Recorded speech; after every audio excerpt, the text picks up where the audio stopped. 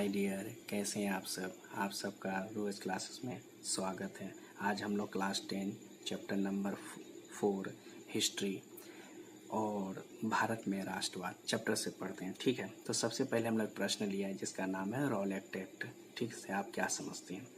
ठीक है, तो आइए हम इस प्रश्न का जवाब आप लोग को समझाते हैं। तो भारत में बढ़ती हुई क्रांतिकारी, सबसे पहली बात समझ लो कि भारत में बढ़ती हुई क्रांतिकारी वो लोग होते हैं जो देश के लिए अपनी जान की आहुति तक दे देते हैं, यानी जान की बलिदान दे देते हैं। ठीक है, तो जब बढ़ती हुई क्रांतिकारी घटनाओं को दबाने के लिए, जब ये भारत में जो क्रांतिकारी बढ़ रही थी तो उनको दबाने के लिए उसने क्या किया, यानी कि लॉर्ड चैम्सफोर्ड ने सोचा कि अगर भारत में इसी तरह की क्रांतिकारी बढ़ता रहेगा तो एक दिन तो भारत हमारे गुलामी से आज़ाद हो जाएगा, हम उपनिवेश बना के उसको नहीं रख पाएंगे। तो ये व्यक्ति उस वक्त का क्या था, गवर्नर था, भारत में रहता था। तो लॉर्ड चैम्सफोर्ड ने क्या किया, न्यायाधीश सिडनी रॉलेट की नियुक्ति की।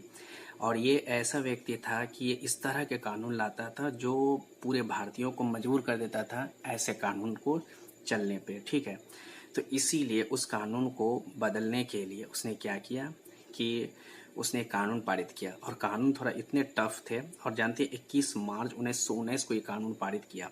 और पारित करने के बाद ये लिखा क्या है कि यह कानून इस प्रकार से था कि कहता है अगर किसी भी व्यक्ति पर शक एवं संदेह हो तो उसे जेल में डाल दिया जाएगा।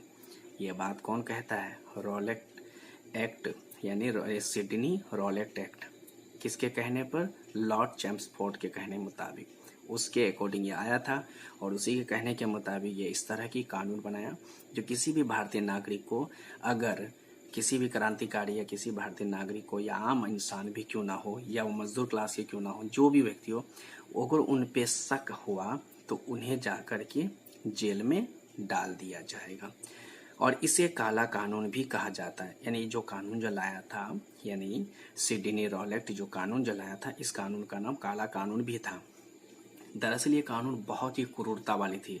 क्रूरता क्या कि जिस व्यक्ति को या जिस भारतीय नागरिक को या भारतीय क्रांतिकारी को या भारतीय मजदूर को या भारतीय आम बंदे यानी कि जनता को अगर वो कब्जे में ले लेता था तो उन्हें जब जेल में डाल देता था तो उसको खाने के लिए बासी खाना दिया जाता था, और रहने के लिए बहुत ही छोटे छोटे रूम होते थे और बहुत ही तकलीफ भरी होती थी, उनमें घुटन महसूस होता था।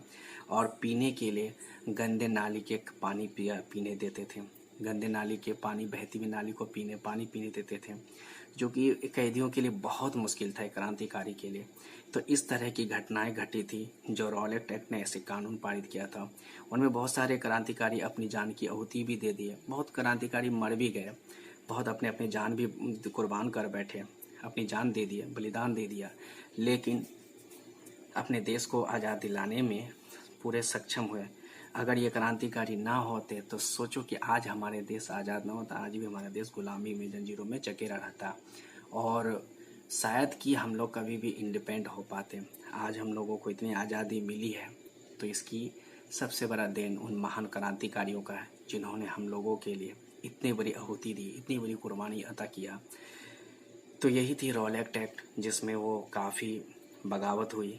आइए अब मैं एक प्रश्न और लेता हूँ गांधी जी के से जुड़े हुए। ठीक है, जो प्रश्न सामने आपका यहाँ पर दिया हुआ है।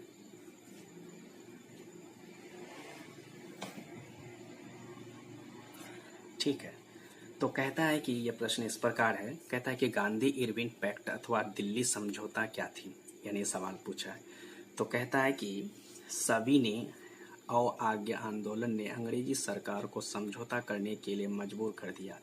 देखो, गांधी जी को मालूम था कि अगर अगर इनको मजबूर करना है तो मुझे अपनी जो है आंदोलन जारी रखना है और मुझे अपने तरीके चेंज करना है। मुझे कोई भी यानी लड़ाई झगड़ा नहीं चाहिए, बस मुझे जो है क्या करना है, धरना प्रदर्शन करना है, आंदोलन करना है, प्रोटेस्ट करते रहना है। ठीक है, और उन्हें मजबूर कर देना है कि वो जो कानून बनाया है या जो हम लोगों के साथ जो क्रूरता वाले व्यवहार कर रहे हैं, उन क्रूरता व्यवहार वाली चीज़ों को कहेंगे कि तुम वापस लो। ठीक है, फिर क्या किया कि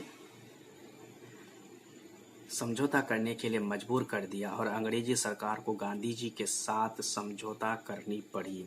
क्योंकि गांधी जी ने इतने मजबूर कर दिया कि उसको समझौता करनी ही पड़ी, जिससे गांधी इरविन पैक्ट के नाम से जाना गया। मालूम है ये गांधी तो आप जानते हैं कि हमारे भारत के यानी कि भारत के थे, यानी राष्ट्रीय पिता हुए हमारे, ठीक है, जिसको नेशन ऑफ फादर कहते हैं। लेकिन इरविन कौन था? इरविन वो व्यक्ति था जो यानी ब्रिटिश के ज़माने के बनाए हुए व्यक्ति थे, यानी उनके बनाए हुए जो मतलब मुलाजिम को हो या मंत्री को हो या जो भी को, वो वही थे। तो गांधी इरविन, इसीलिए गांधी और इरविन के बीच में ये पैक्ट जो है, मतलब जो कानून, जो पैक्ट जो किस नाम से जाना जाता है, इसे दिल्ली समझौता के नाम से भी जाना जाता है। यानी देखो, गांधी इरविन पैक्ट के नाम से भी जाना जाता है इसी बात को, ठीक है, और इसी बात को दिल्ली समझौता के नाम से भी जाना जाता है, जो कि 5 मार्च यानी 5 मार्च 1931 ईस्वी को गांधी जी एवं लॉर्ड इरविन के बीच संपन्न हुआ था।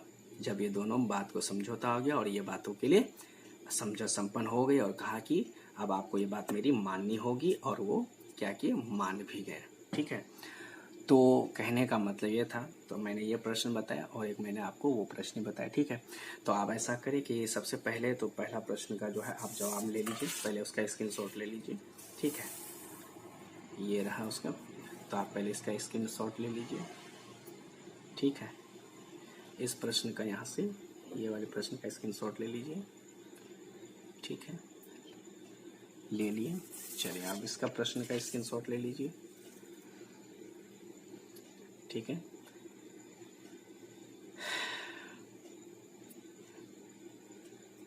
तो अगर आप लोगों को मेरी वीडियो अच्छी लगी हो तो आप लोग मेरे वीडियो को लाइक करो, सब्सक्राइब करो, शेयर करो और कमेंट करो, और फिर मैं आप लोगों के साथ मिलता हूँ नए वीडियो में। तब तक के लिए जय हिंद, ठीक है।